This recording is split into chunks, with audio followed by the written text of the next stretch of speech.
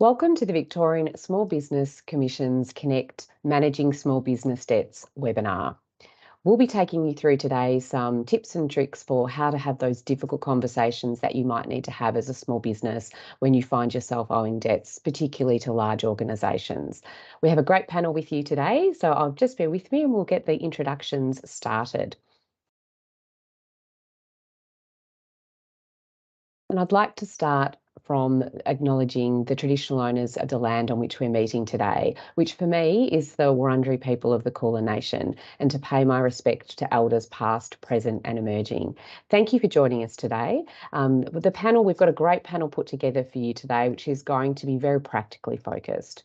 If you're a small business person or you're a supporter or an advisor to a small business person who's navigating often large amounts of debt, there are approaches and strategies that you can take to help have really constructive conversations with those you owe money to. They're really hard conversations. They're often heartbreaking, but we're actually here to help you. So we'll take you through a quick introduction of our panel members and then we'll dive straight into it. We're joined today with Andrew Moffat of Constructive Accord Mediation, who is one of the Victorian Small Business Commission's mediators, and welcome, Andrew. We also have Sandra Blake, who is a small business financial counsellor with the Small Business Debt Helpline. Alan Choulman, who is Director of Business Engagement and Policy at the Australian Banking Association, also joins us. And finally, rounding out our panel is Jacqui Marchment, who is Assistant Commissioner in the Lodge and Pay Solutions branch at the Australian Taxation Office. Sandra, if I could start with you, what role do you play in supporting small businesses to manage their debt?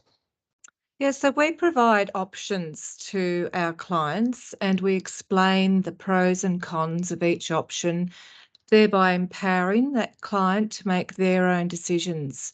We talk to them about protecting assets that are important to them. They mightn't understand they've got a personal guarantee, so we explain the implications of that. A financial counsellor lends a listening ear, and that aspect of our job is greatly appreciated.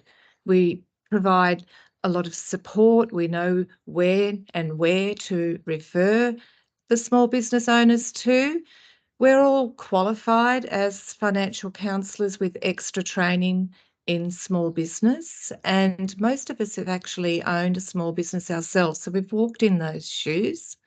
And, some of our clients have been threatened with eviction from their shops, so they want to know their rights. We can talk about rights. We're very holistic. We think about other possible contributing factors as well. Is financial abuse a part of this? Has somebody perhaps entered into a contract without understanding it? We delve into what other issues might be on board. Thank you so much, Sandra. And I think that importance of those honest conversations that you have and you and those who work in your space have seen everything and you've heard everything, and there's nothing that anyone should feel shameful about talking about. There's nothing you should feel embarrassed about. And there's, the best way that people like Sandra can help you is if you are in a spot of bother with your debts is just to put everything on the table and share how you're feeling, share your worries, and proactively think about what information Sandra and people who like her who support you would need to know as well, because the more they know about you and your situation and the impact the debt's having on you and your life, the more that they can help. Thanks so much for joining us today, Sandra. Alan, if you could please introduce yourself and provide us with an overview of the role that you play with the Australian Banking Association when it comes to supporting our small businesses. Thank you, Lynda, definitely. So my name is Ellen and thank you for introducing me. The ABA is basically the peak body for Australia's banks.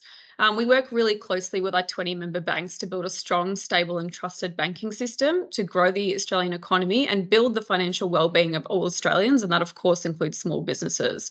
So as part of my role, I work very closely with member banks to basically proactively identify and respond to matters relating to small business, as well as housing, lending, agribusiness and natural disaster response, which we know often have a lot of relationship with small business as well.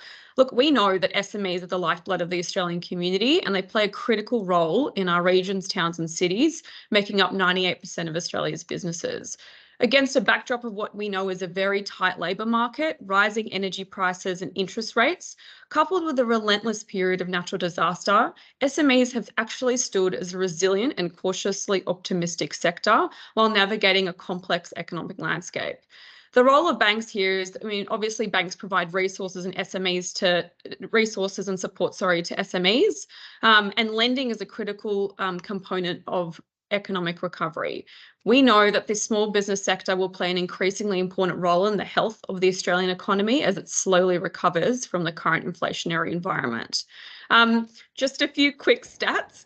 As of January this year, lending to small business actually exceeded $141 billion. So that's a significant proportion of lending going to the SME sector.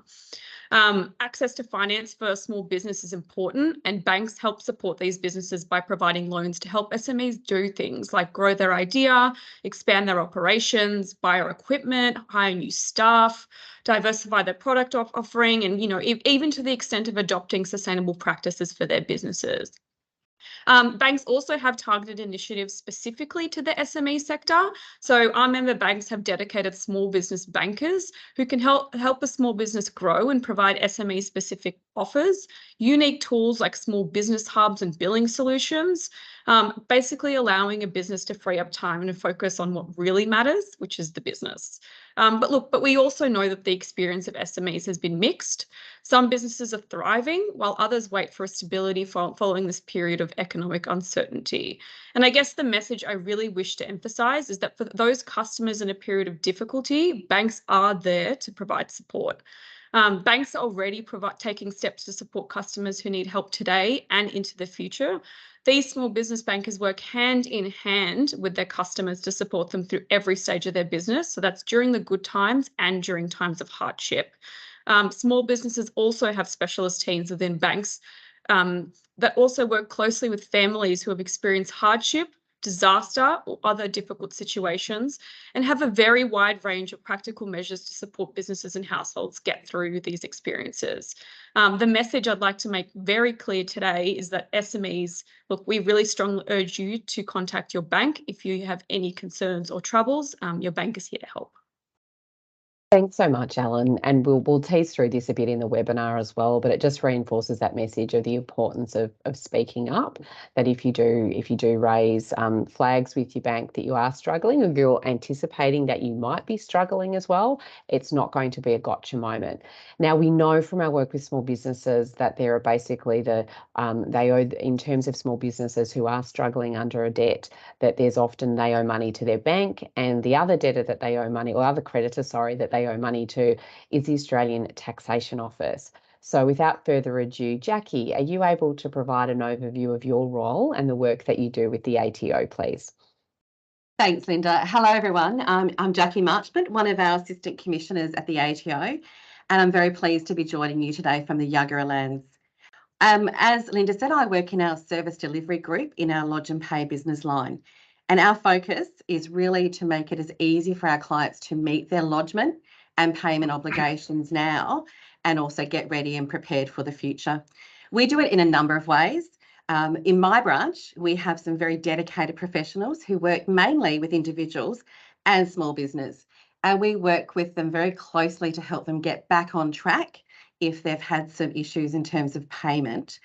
When we work with them, we work to understand what their circumstances are, so that we can make sure that we provide the right solution that meets their needs and helps them get back on track as well.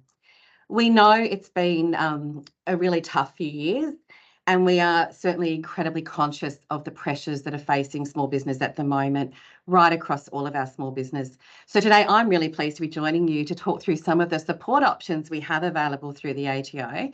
And one of the key messages I really want to reinforce today is that we are also here to help, and we're actually pretty friendly. We are here to listen, to help you work through at times what can be quite challenging for you. So thanks for the opportunity today, Lynda. Thanks very much, Jacqui. And there's a common message that I'm hearing, Alan, from yourself and Jacqui and Alan together as well, is that, and it's a view that we all share collectively in the webinar today, is we want our small businesses to be successful. The organisations that you're dealing with want you to be successful. They don't want you to fall over. If there's things they can do to help you, to support you through tough times, they will do that. And if there's challenges around considering what might exits or closures look like, there to help you do that successfully, not only as a business, but as a person as well. And look, I don't say that lightly. I'm a kid of the 90s recession and my parents lost their business and we had to sell a house. So I have that lived experience of how important being able to, as humans, be able to, if you do need to close your business, exit in a way that's constructive and lets people move on with their lives. But hopefully the tips that you'll learn today will head some of that off at the pass for you. Now, Andrew, thank you for waiting so patiently. Andrew is one of our star mediators with the Victorian Small Business Commission, who works also broadly across commercial disputes. And Andrew, you're regularly working with small businesses who are negotiating difficult financial positions. When it comes to debt management and the work you do every day with small businesses, and noting you are yourself a small business owner, what are you hoping that people watching the webinar will take away from the session today? So I suppose, in a sense, I sometimes get involved at an earlier stage than the ATO or the banks, for example, in a sense, because it's important to remember that the problem, which may be an individual debt, is in fact downstream from the fundamental issues. I mean, typically the debt problem is a symptom of fundamental challenges with the business. Now, they can be the kind of natural disasters type things, input costs, what have you.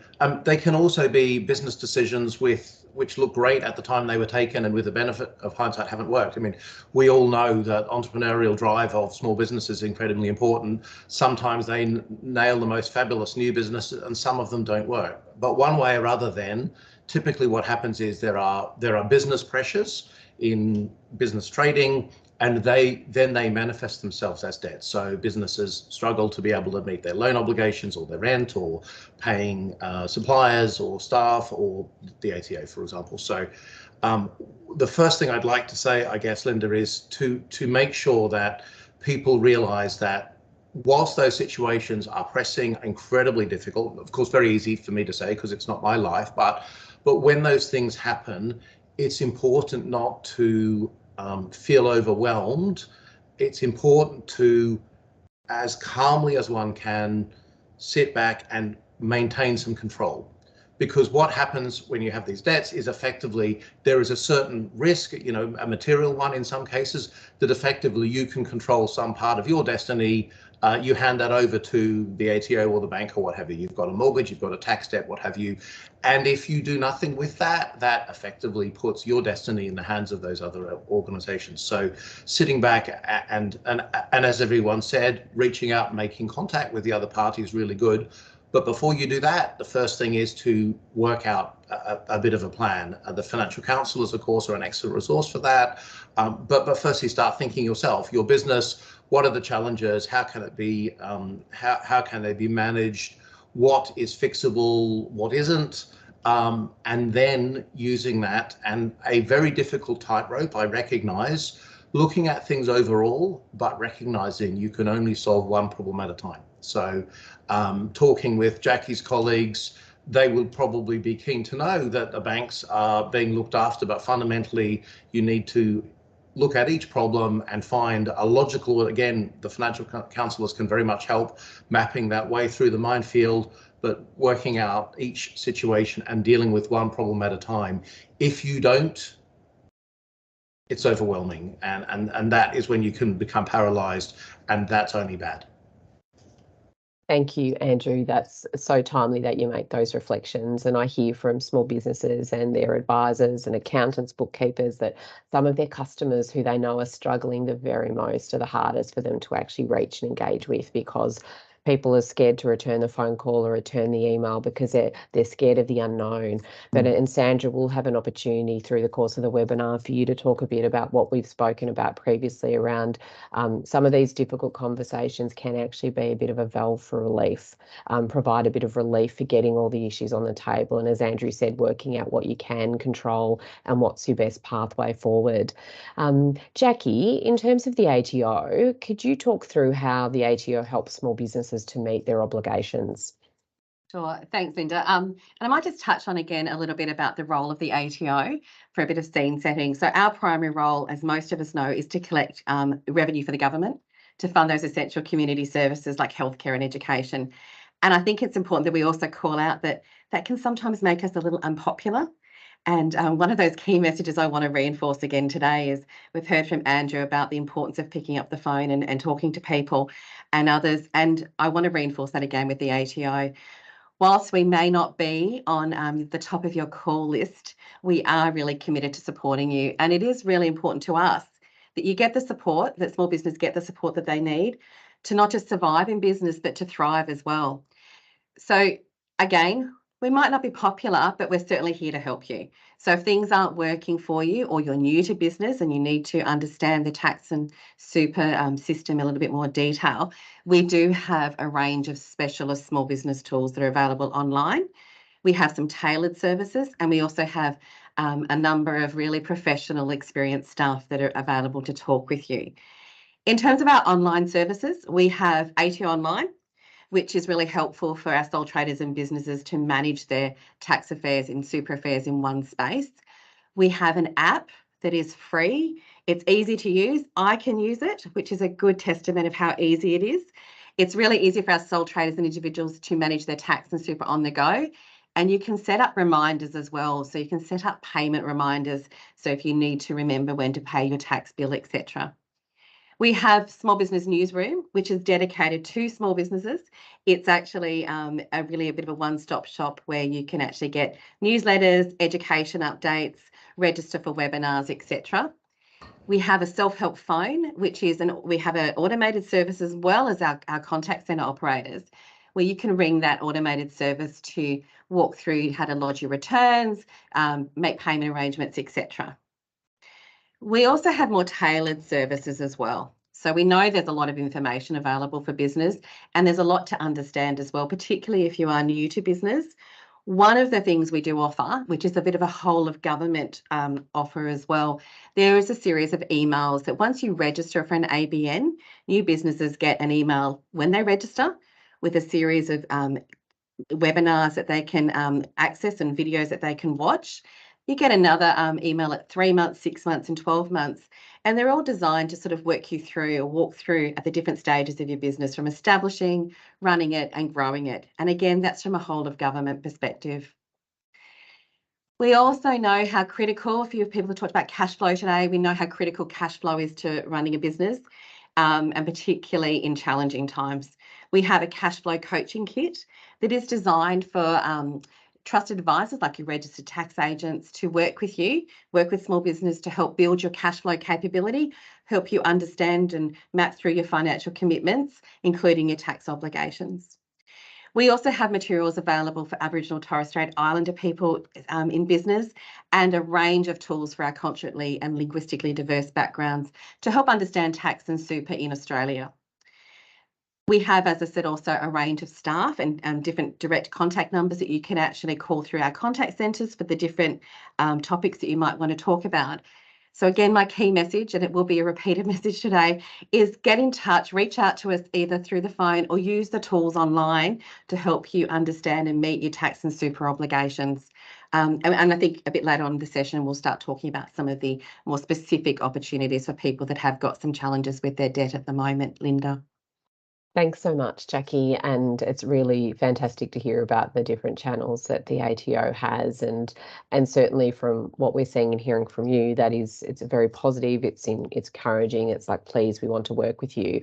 But Sandra, when you're a small business person and you're feeling overwhelmed, and maybe not even when you're feeling overwhelmed, probably as well, even in the best of times, sometimes the ATO can feel and seem a bit scary. So Sandra, how can you help with a small business who perhaps needs to have a conversation with the ATO? Yeah, definitely we can help. The ATO is the most dominant debt that we're seeing from our clients, and it's the one that they're most stressed about. And quite often these debts are very large and they've been accumulating over years. Some have been accumulating since COVID when things were put on ice, which was great at the time, but for some it's kicked the can down the road a bit. And now they're catching up on that plus their current liabilities. And there's a lot of trepidation about reaching out to the ATO. There really is. And we do hear that from our clients, try as Jacqui may to encourage people to call. That trepidation really does exist. So we've got information that we share with the small business owners who call us, and that's got the best phone numbers to call when they need to communicate with the ATO, because people are often worried about being put on hold for a long while. And so we can share, this number's the most relevant one for you to call, the hardship or the small business number. And we can also offer to go on the phone with them and join them on a three-way call with the ATO and advocate for them if that would be helpful. And a lot of people do appreciate that. And I find when I sit on those calls that often I'm a silent supporter because I don't really need to say anything once I'm there, but it's helpful for that person to know that there is somebody else beside them and able to perhaps take notes, and they can debrief afterwards about what was said.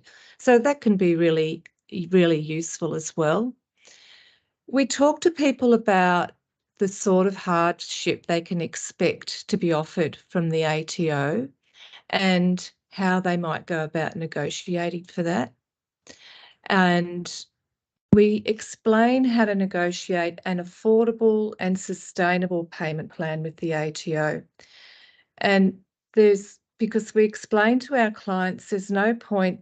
We sometimes hear that they've just accepted what the ATO has put forward to them on a payment plan because they thought, I've got to accept this because this is the ATO and I can't say no, so I've got to accept that.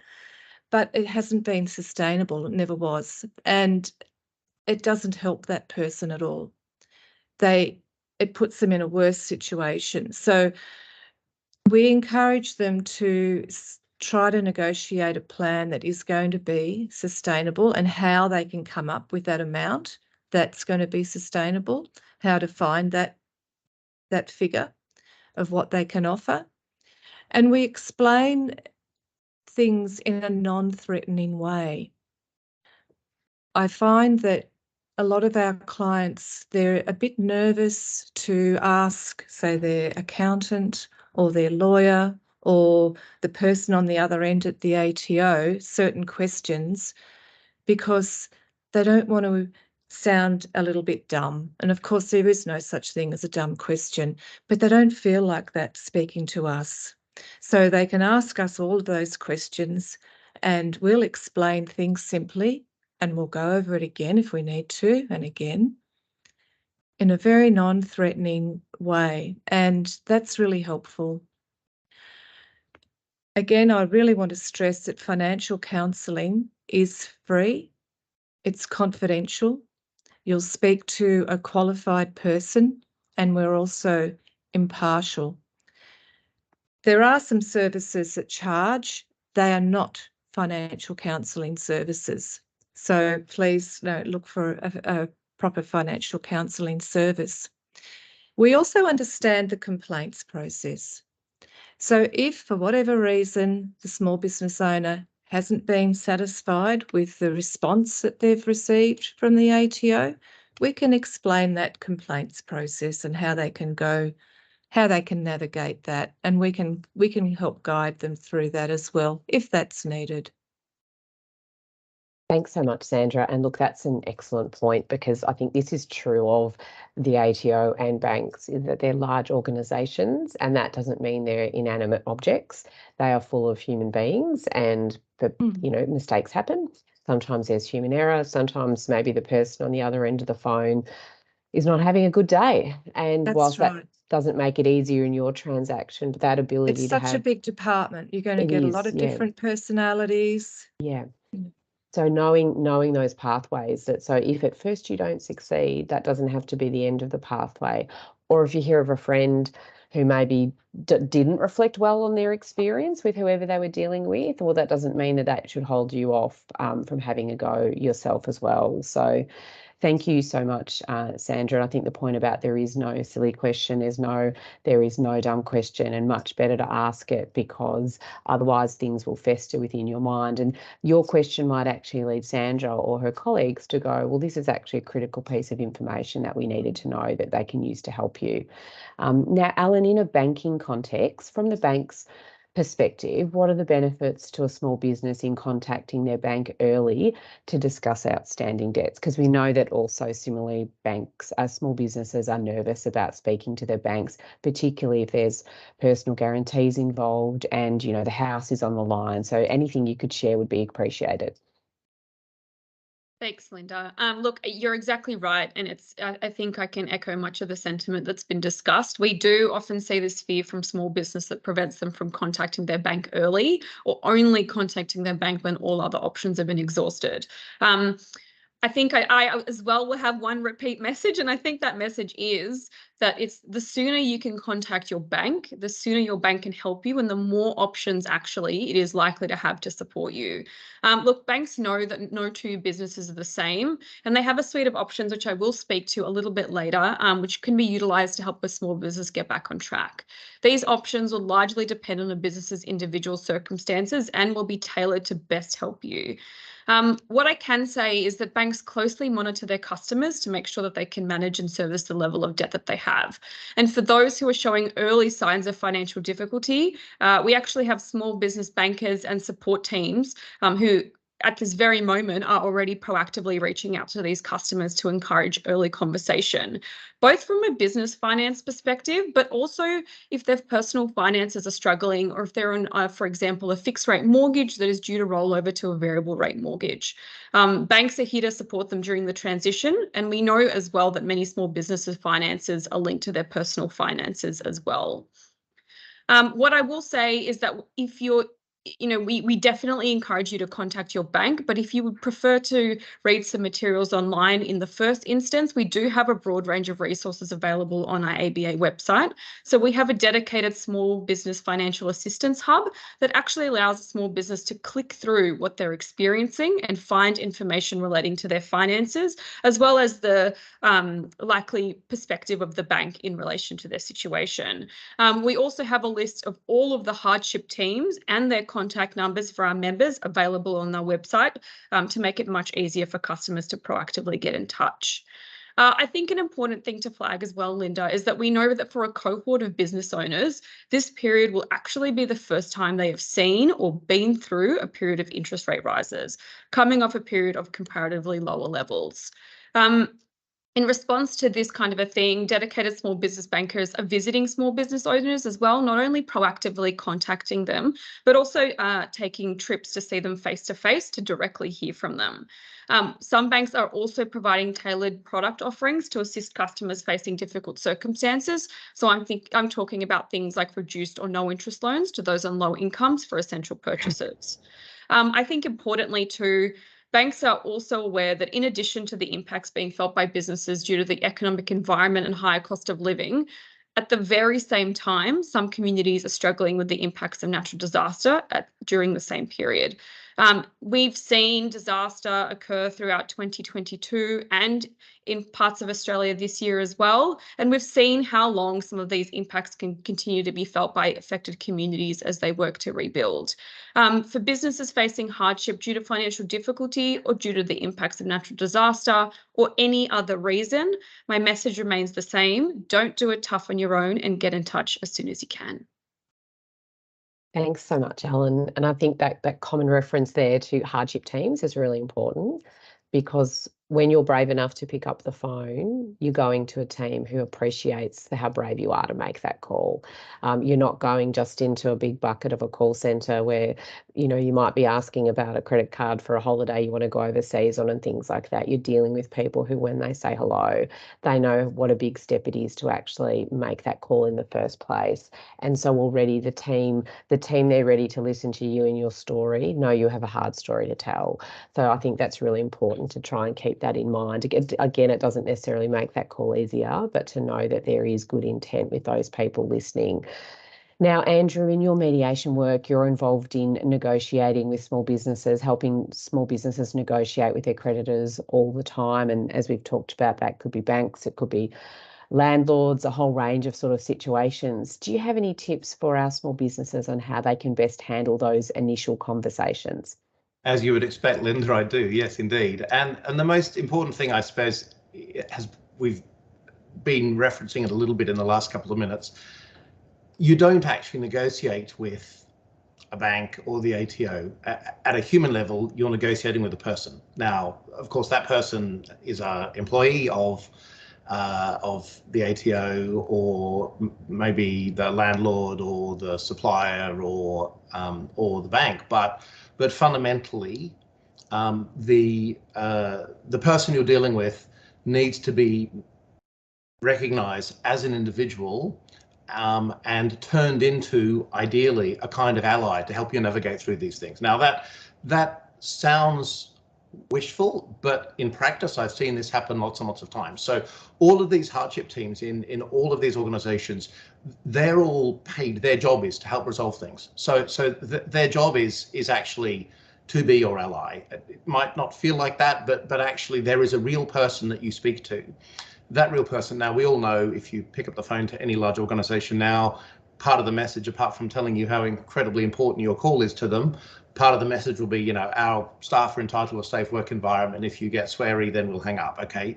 But I don't mean that. I don't mean the absence of being unpleasant to somebody. Let's hope we can all avoid that.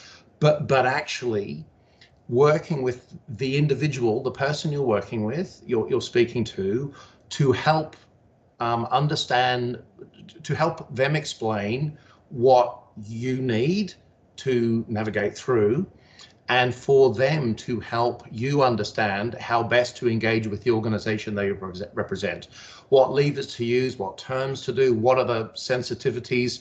There are often easier and harder ways of doing things. And so really, really important to recognize when you are on the phone, the person you are speaking to, it isn't the ATO, it isn't NAB or Westpac or CBA or ANZ or another bank. It is a person who, if you engage with them, if you develop, I'm not suggesting you want them to become your best friend, but you want them to become a kind of collaborator with you in solving that problem. You can put yourself in their position to an extent. Think about if I was trying to solve another problem, and these are all people who one way or other their job is to solve problems. What are the things to do? And think about it. It's really easy not to.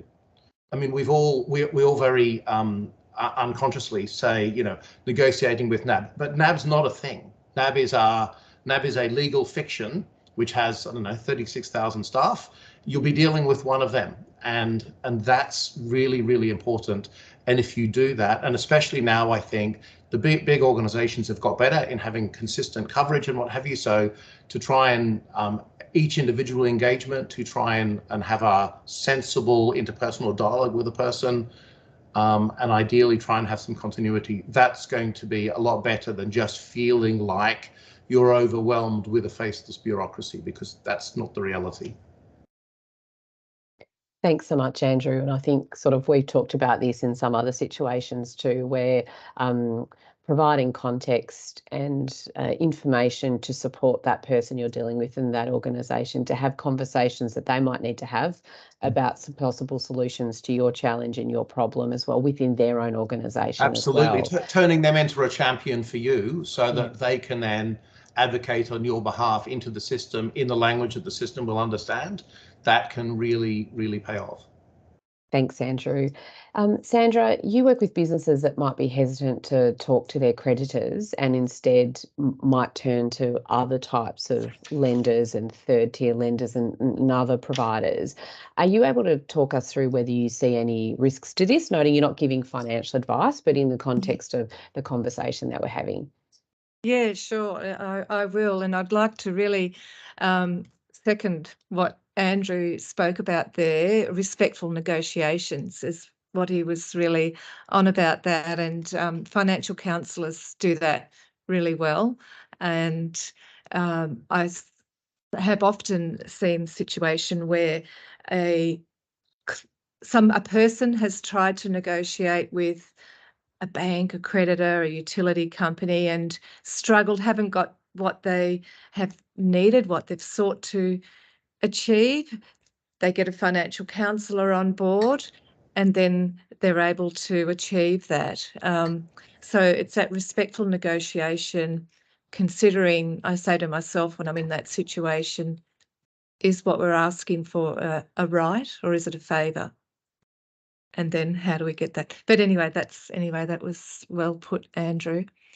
Yeah, so a lot of the people we speak to, they've gone to their bank for some finance to assist them with their cash flow or get new equipment, whatever they need to advance their business, and they've been declined. And quite possibly for very good reason, because they couldn't afford it. But they're then tempted to look further afield for, a quick fix to their financial problem. And so they might then go to a second or a third tier lender. And this can create quite big problems for our small business owners, because small business owners are not afforded the same protections consumers are. Lenders who only provide business loans don't need to have a credit licence or an Australian Financial Services licence. And they don't have to be part of a complaint scheme like AFCA, the Australian Financial Complaints Authority. That's the Ombudsman for financial complaints. So there really are limited protections for our small business owners if they fall into hardship with one of these loans. And this becomes problematic. They have so much stress about how to pay my staff this week. And that's one that I've heard this a few times. I've only took that loan because I couldn't make the staff pay this week. So they took out this loan. How could I pay my tax, my suppliers? We've spoken to somebody who paid a tax bill on a buy now, pay later, a product. It's easy to make these hasty choices, but there really are some egregious loans and lenders out there. They might have daily fees, for example, and those daily fees might be over $100, and that's not taking anything off the balance of what you owe. That's a fee for the loan. So taking out a loan as a short-term fix ends up being a long-term problem. And sometimes when we're looking at how we're protecting assets, because some of these lenders might have taken out a caveat on a house or something like that. So. Thanks, Sandra. There's such good points. And it goes to Andrew's point about thinking ahead as early as you can about potential pathways and options. And as we've heard, there's a lot of free support and available out there for our small businesses generally, and who are us particularly struggling. And that's not to take away from very esteemed, accredited professionals who provide appropriately fee for service. But I would encourage you, if you're a small business and you are in trouble, really have a look around and do your research before you reach out for paid advice. If it's someone that you're not currently dealing with as part of your existing sort of trusted advisors, because as an extension of what Sandra's talked about there, unfortunately, there are some out there, entrepreneurial spirits being used, unfortunately, against our small businesses who know that they're feeling desperate and might be charging exorbitant fees in terms of purporting that, you know, you need to pay thousands of dollars to have them to be able to negotiate with the ATO for you, for example. And it's just simply, in most cases for our small businesses, not necessary. And there is a lot of information available online and doing your research. So Sandra said financial counsellors are free, there's helplines available. So before you consider providing money that you probably don't have to someone new coming into your stable of advisors, really, really caution you to look at that really carefully to make sure that you're getting someone who is providing you with services that you need. And if you are having to pay for those, so that's stuff you really do need to pay for, and you're getting great value for your money. So really do encourage people to have a look online in testing out if you are having people approaching you around offers to help you negotiate on your behalf around debt, because unfortunately some people see that as an opportunity to take advantage of our small businesses as well. Andrew, in terms of from what you've seen and heard, your vast amount of experience in this space, what do you think for a business using Sandra's example that has maybe, with the best of intent, made some decisions which might have wedged them a bit more? What do you think would be the best options in that instance? So I think really, going back to my opening comment, that the debts are a symptom typically of trading issues. So really going back to first principles. Now, for example, if there were a genuine reason why there was a short-term, for example, cash flow problem, there may well be a rational reason to make a somewhat expensive short-term loan that fills the gap that gets you through. But we are all prone to, you know, what psychologists call confirmation bias. You know, we're all fundamentally optimistic, and thank God small business owners are, because otherwise the whole small business sector wouldn't exist. But letting the optimism, things will get better. And for example, in the situation that Sandra described, you know, deciding to disregard the fact that mainstream lenders have said we don't think this is a viable business proposition, so we're not going to fund it, and that does happen. That is something that we expect small businesses to do, and in fact, effectively, the Banking Royal Commission asked banks to do that even more. So if we see that, then to disregard that word of warning, I think it's dangerous. So it's really then a question of thinking really, really hard. What are the underlying drivers? Is there a compelling reason?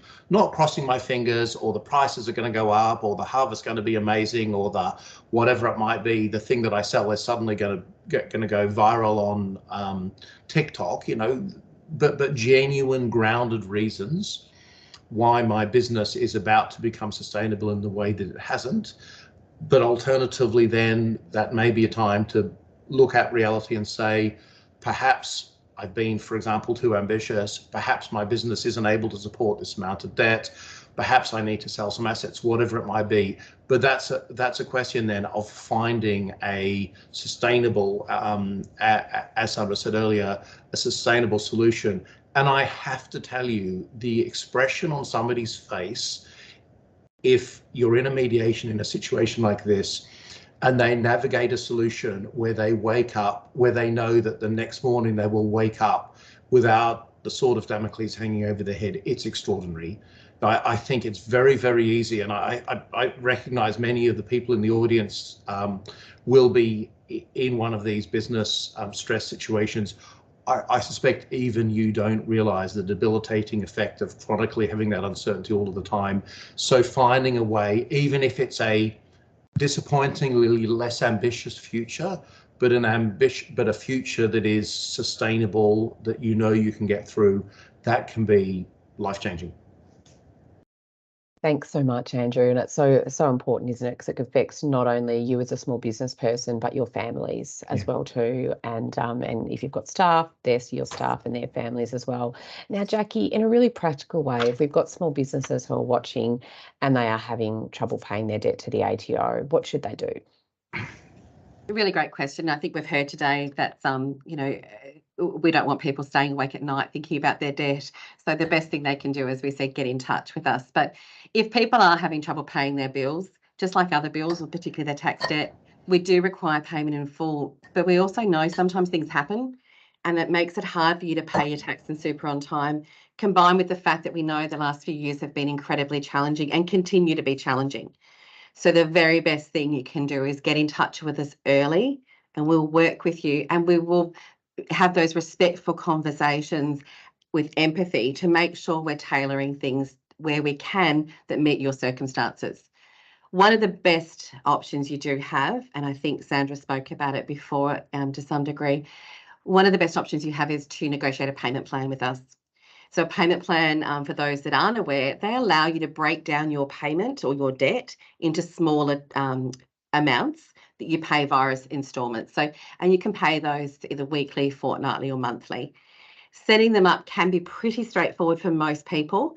So if people owe under $100,000, generally you can go online and work through online services. You can work through your registered agent or your BAS agent. And you can also use an automated phone service that has prompts to talk you through how to do it. And that's available 24 hours a day. We also have people available that are experienced. And as I said, we do a lot of work with our staff to make sure that they're having respectful conversations and demonstrating as much empathy to understand your situation. So we'll work with clients that bring us to actually understand their circumstances and help set one up that's tailored for you. So there's a couple of things that we do recommend that you do before you go down this track, in addition to some of the comments that the other panellists have spoken about today. If you are going to call us, make sure you've got some information handy. So make sure you've got your ABN, TFN, any details about the debt, etc. It's also really important for us, we may need to understand your financial position and capacity to pay as well. As Sandra mentioned, we don't want people to be entering into payment plans that are just not affordable or realistic.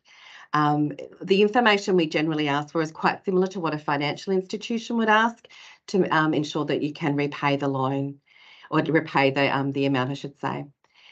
To help with this, we do have an online payment plan estimator that you can go online and check how long it might take you to pay off the debt, how much interest you might be charged, etc. And the other thing I really want to talk about is it's important to talk to us about your circumstances.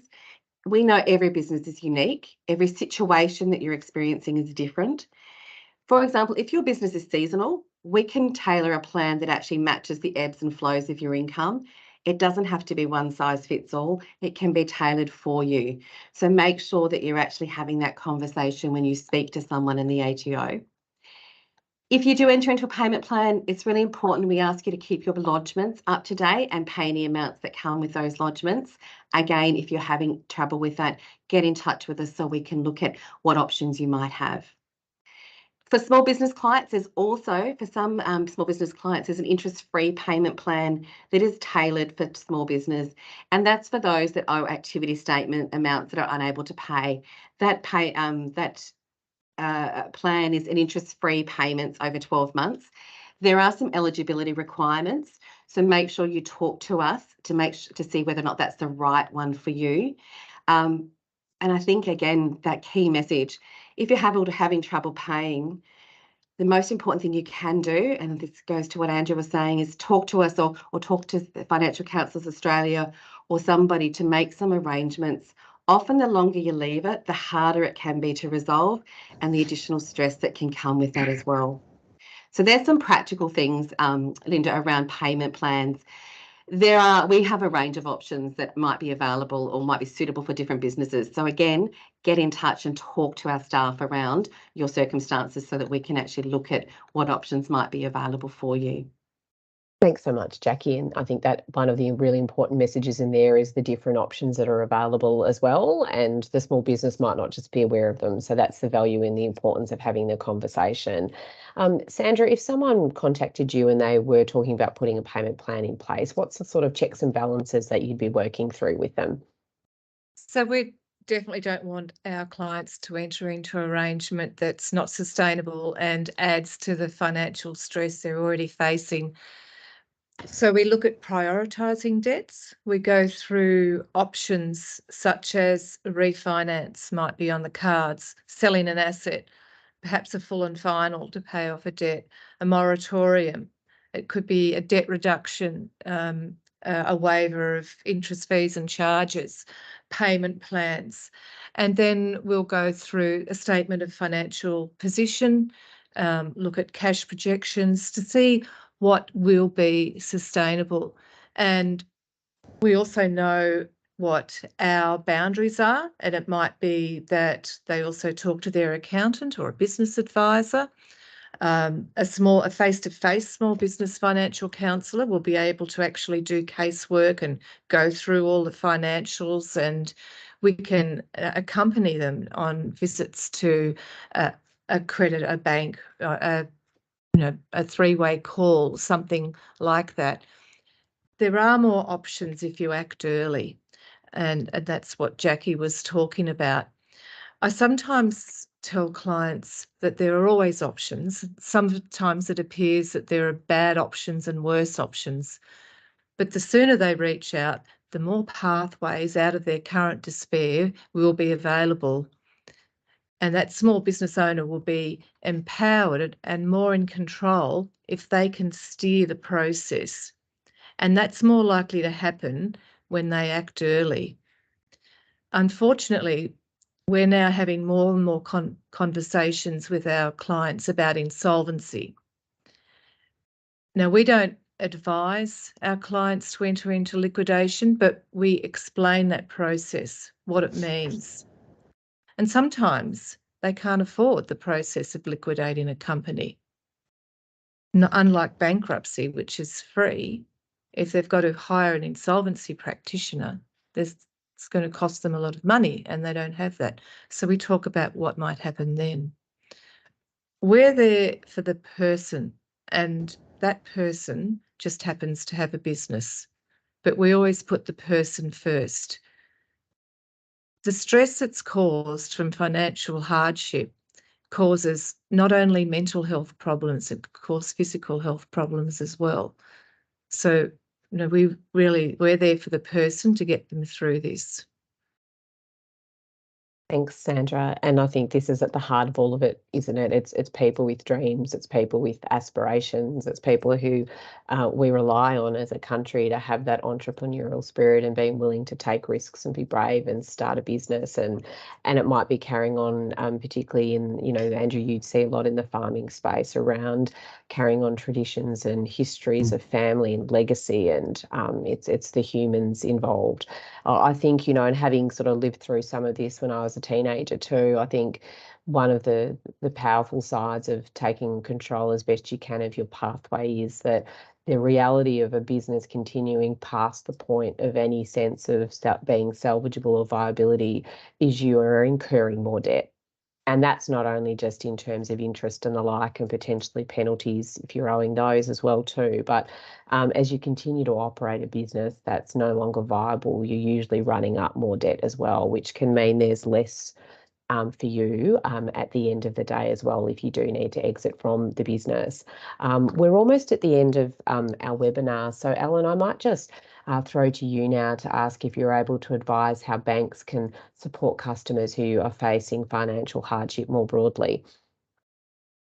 Yeah, thanks, Lynda. So look, I've already touched on some of the things that banks do already. So, proactively contacting customers who are showing initial signs of hardship to do a check-in, visiting businesses on the ground to have that face-to-face conversations, which we know can be really meaningful to small business owners as well, to speak with them about how their business is faring. But where a business requires the additional support, banks actually have a broad range of options that they can utilise to support small businesses as well. Look, before I speak to this point, I'd just like to very importantly echo the views of this panel too, and that's to say that we strongly encourage engagement with small businesses advisors, trusted and qualified advisors, I should say, whether they be accountants, bookkeepers, financial counsellors, and of course their bank. So, I mentioned earlier the importance and value of reaching out to your bank early, but having someone else to speak with about your circumstances can also be really helpful. And this is especially because during these periods of financial difficulty, it can be very stressful, not only for the business owner, but for their family and often for their mental health. Look, we strongly encourage any SME owner who is experiencing this difficulty to come forward and speak to your bank. And what small businesses may not be aware of is actually the type of support offered by banks. It's fairly broad in nature, and banks have a lot of tools in the toolkit to support small businesses if they approach early. So I will caveat it to say that, it very much depends on the business's individual circumstances, but banks have a range of options. So banks can do things like waive fees and charges, including for early access to term deposits.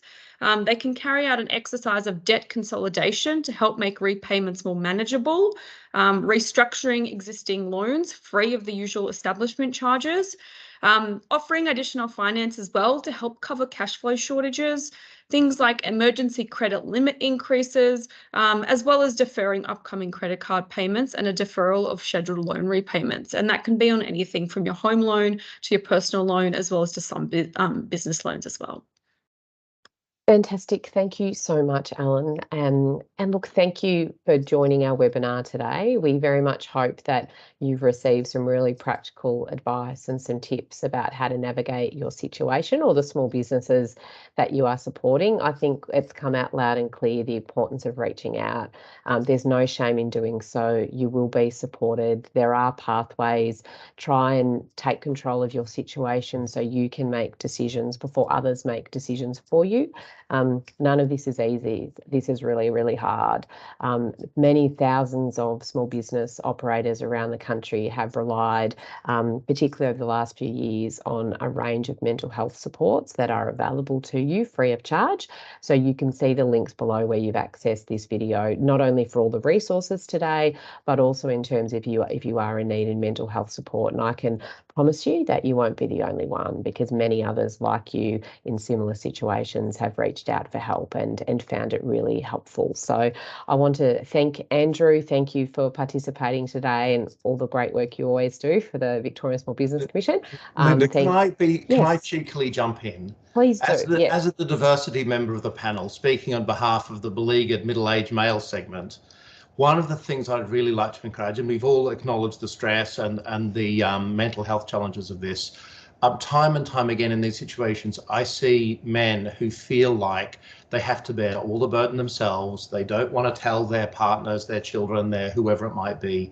And I see that is crushing. And I also see it is terrifying for the family members who see the middle-aged man struggling and don't know how to help and don't know the extent to which they should be stressed themselves. So if I can please encourage mental health holistically, but please bear in mind your personal support work, friends, family, and what have you, is incredibly important, and trying to bear it all yourself may be inadvertently exacerbating mental health problems for them and not relieving your own. Thank you, Andrew. That's such an important point. So thank you so much for sharing that. Alan, thank you for your time with us today and bringing that banking perspective. Jacqui, thank you for coming and putting a very friendly and supportive face to the ATO as well. That's been greatly appreciated. And Sandra, thank you for joining in today and sharing your very practical perspective. I think the high point is there's a lot of people out here who want to help you if you are struggling. So please reach out for help if you need it and access the resources linked below. Thanks so much. Thank you. Thank you.